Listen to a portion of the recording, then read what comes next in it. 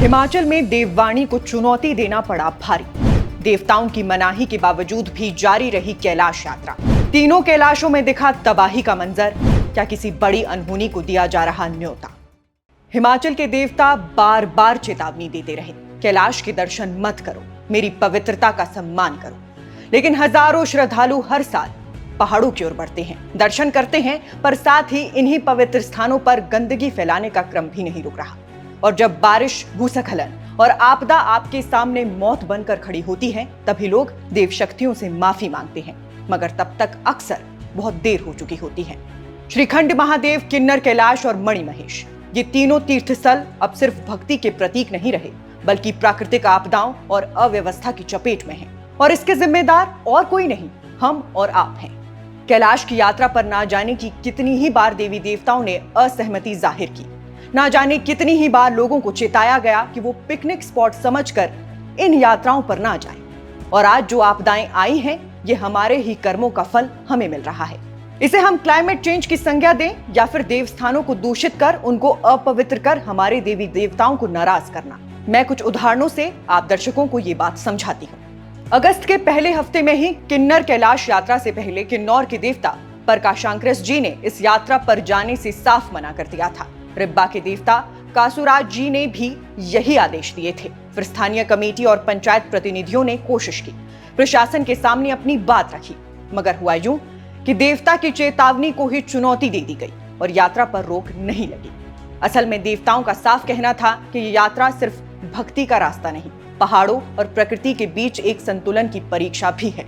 हर साल हजारों श्रद्धालु आते हैं, पहाड़ी जड़ी बूटियां, ब्रह्म कमल और अन्य प्राकृतिक खजाने लेकर जाते हैं।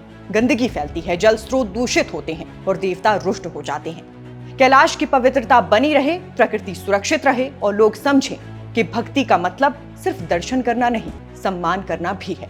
इन्हीं कारणों से किन्नौर के देवी देवता इस यात्रा को बंद करने पर अड़े थे। चंबा में रावी नदी उफान पर है। आपदा ने पूरे पहाड़ी इलाके को हिलाकर रख दिया है।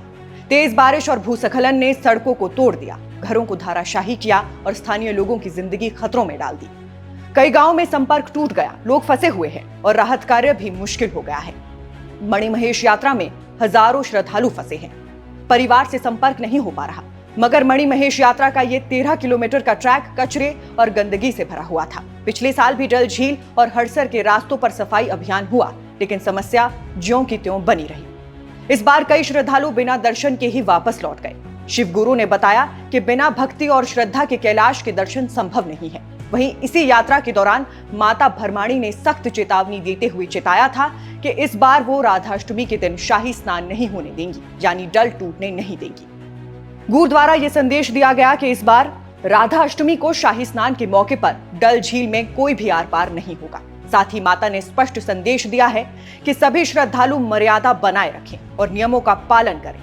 कैलाश के आसपास फैल रही गंदगी स्थलों की पवित्रता को नष्ट कर रही है, जिस कारण माता भरमाणी भी नाराज हैं। दरअसल मणिमहेश में भरमाणी माता के दर्शन किए बगैर किसी की यात्रा पूरी नहीं मानी जाती है। ऐसा वरदान स्वयं भगवान शंकर ने माता भरमाणी को दिया है। और मणिमहेश में अभी स्थिति क्या बनी हुई है, इस जानकारी से लगभग सभी वाकिफ हैं। वहीं इन सबके बीच जो सबसे बड़ी चेतावनी थी, वो थी श्रीखंड महादेव की यात्रा को लेकर। साल 2024, दिनांक थी 29 जुलाई। कुल्लू जिला के निर्मंड क्षेत्र से आते देवता नगेला डमहीड़ी जी श्रीखंड यात्रा पर निकले थे। 31 जुलाई को वो भीमद्वार तक पहुंचे, मगर फिर वो वहीं से लौट आए। 31 जुलाई की रात को श्रीखंड में बादल फटा, जिसका असर बागीपुल, समेज और घानवी में देखने को मिला है। इसके बाद लौटते वक्त 2 अगस्त को जाऊं गांव में पार्वती स्वरूपा माता कैलाशनी के मंदिर में जब उनसे पूछा गया कि यात्रा अधूरी क्यों छोड़ी गई, तो माली के माध्यम से जवाब आया, जो त्रासदी आई है वो तो सिर्फ पैर के नाखून जितना निशान है। यही नहीं, वहीं की स्थानीय माता कैलाशनी ने पहले भी कई बार इस संकट की सूचना दी थी, मगर लोग हैं कि सुधरते ही नहीं। 65 साल बाद श्रीखंड से आए नगेला देवता जी को बुलावे के बावजूद भी यात्रा पूरी ना हो सकी। देवता का साफ कहना था कि महादेव की नगरी शुद्ध नहीं है, नैन सरोवर में अब भी गंदगी फैली है, जिसका परिणाम ये हुआ कि इस बार भी श्रीखंड में बादल फटे, जिसका असर कुल्लू जिला के साथ शिमला जिला के कई गांव में देखने को मिला। फ्लैश फ्लड ने कई परिवारों को बेघर कर दिया था। ये स्थिति हमें चेतावनी देती है। श्रद्धा और भक्ति के नाम पर हम सिर्फ अपने विश्वास की यात्रा नहीं करते, बल्कि अब हम प्रकृति और देवताओं की दी हुई पवित्रता के साथ खिलवाड़ भी कर रहे हैं। अगर हमने अभी भी ध्यान नहीं दिया तो आने वाले समय में हिमाचल के तीर्थ स्थलों की पवित्रता और हमारे जीवन दोनों ही खतरे में होंगे। हिमाचल के देवता बार बार कह रहे हैं, यात्रा केवल तभी सुरक्षित है जब हम पवित्रता, स्वच्छता और पर्यावरण के प्रति जिम्मेदारी निभाएं। ये समय है अपनी श्रद्धा को सिर्फ दर्शन तक सीमित न रखने का, बल्कि अपने कर्म और व्यवहार में उसे साकार करने का। तो अगली बार जब आप किसी कैलाश या महादेव की यात्रा पर जाएं, याद रखें, आपकी श्रद्धा तभी स्वीकार होगी जब आप प्राकृतिक आपदाओं से पहले और देवताओं की चेतावनी से पहले अपनी जिम्मेदारी निभाएं। हिमाचल के देवता हमें बार बार बता रहे हैं, ये सिर्फ यात्रा नहीं, ये हमारी नैतिकता और संवेदनशीलता की भी परीक्षा है।